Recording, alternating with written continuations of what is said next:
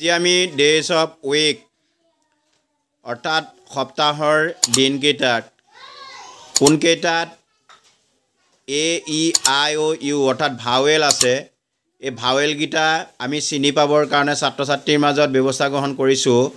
আমাৰ ছাত্ৰী পুনচাঙে লিখি দিব। যোৱা পুনচাং।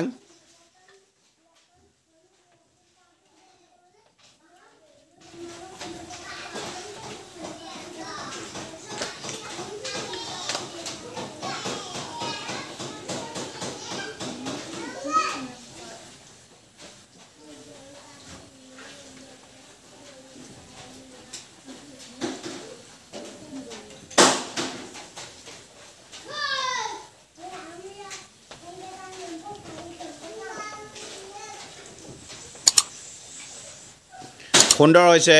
আমাক সুন্দৰকৈ লিখি দিলে পুনচাঙে। হাত চাপৰি এটা মাৰি দিয়া।